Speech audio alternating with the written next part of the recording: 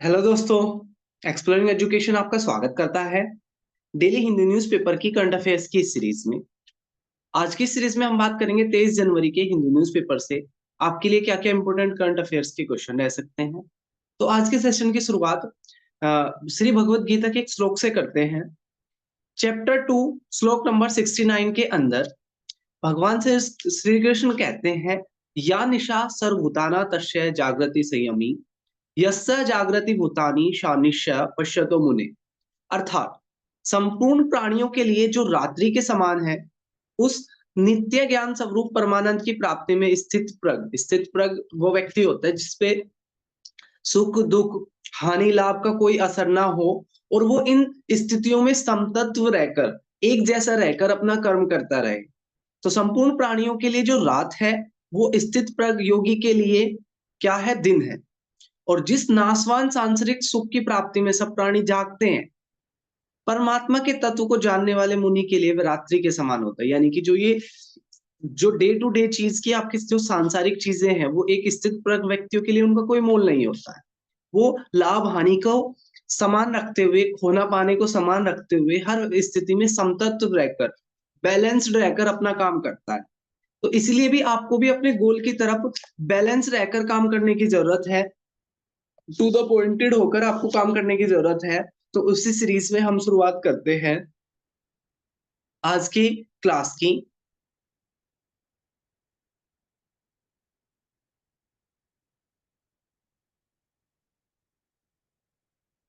तो अगर हम बात करें 23 जनवरी से, जिसको भारत में पराक्रम दिवस के रूप में भी मनाया जाता है, क्योंकि इस दिन सुभाष चंद्र बोस जी की जयंती होती है, तो इसको भारत सरकार पराक्रम दिवस के रूप में मनाती है।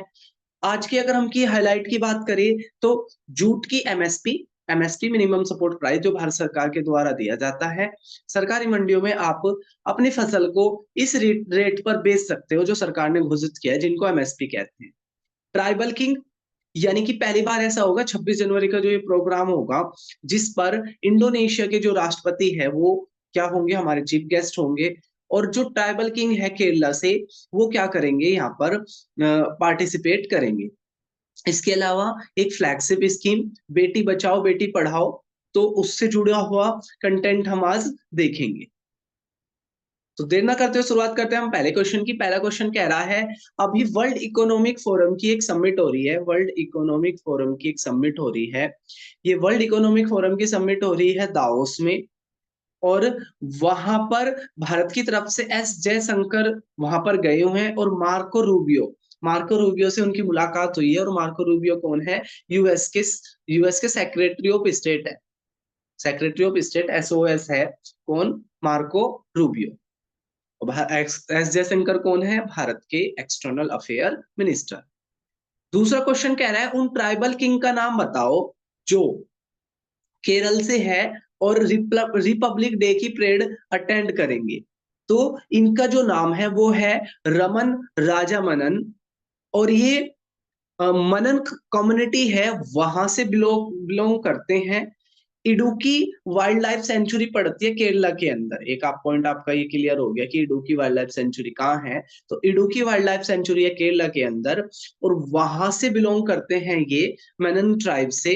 नाम क्या है इनका, इनका नाम है आपका रमन रामाजन। तो ये इनको ना इनविटेशन मिला है भारत सरकार की तरफ से, और ये क्या करेंगे, 26 जनवरी की जो परेड होगी उसमें शामिल होंगे। वहां पर चीफ गेस्ट के, वहां पे गेस्ट के रूप में जाएंगे।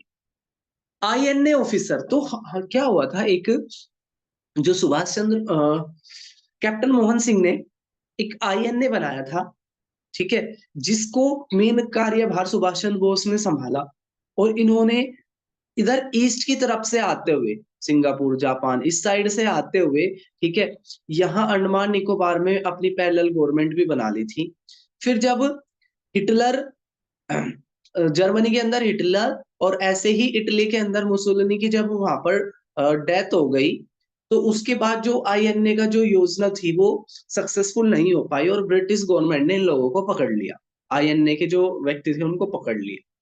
तो जो लाल किला है वहां पर इन तीन लोगों को सजा दी गई थी, जिसमें colonel Prem Sahgal, colonel Gurbakhsh Singh Dhillon major general Nawaz Khan, major general Nawaz Khan, ये 3 लोग इसमें शामिल थे जिनको सजा दी गई थी। और इनका जो केस लड़ा था वो पंडित जवाहरलाल नेहरू, ठीक है, इसलिए आपने ऑप्शन यहाँ पर डाला है।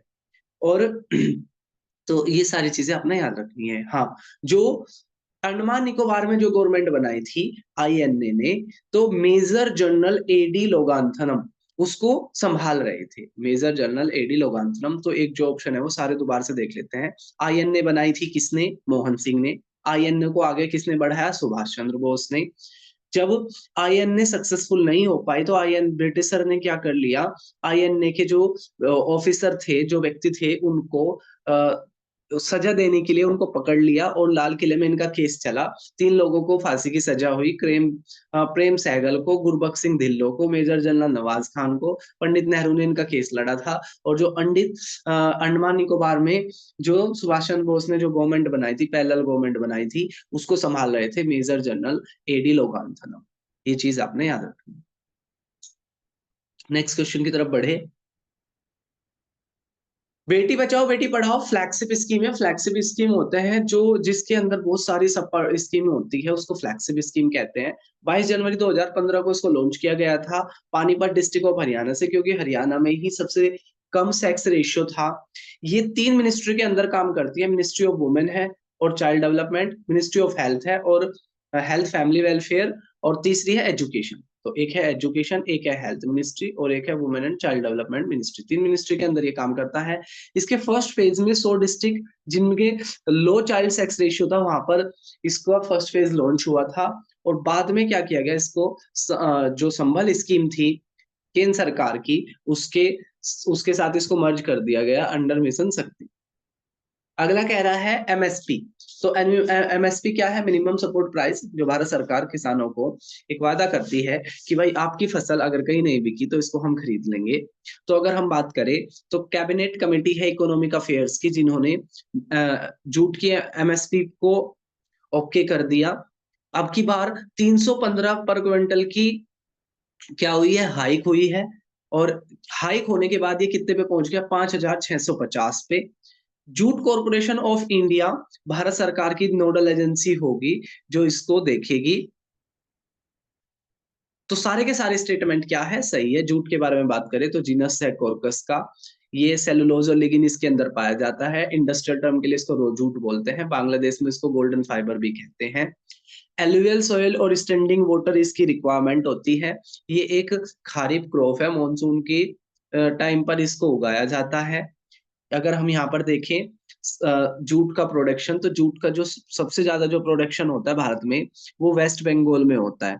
उसके बाद बिहार का नंबर आता है, फिर उड़ीसा, फिर असम और फिर आंध्र प्रदेश। तो ये टॉप जूट प्रोड्यूसिंग स्टेट है, वेस्ट बंगाल, बिहार, उड़ीसा, असम, आंध्र प्रदेश।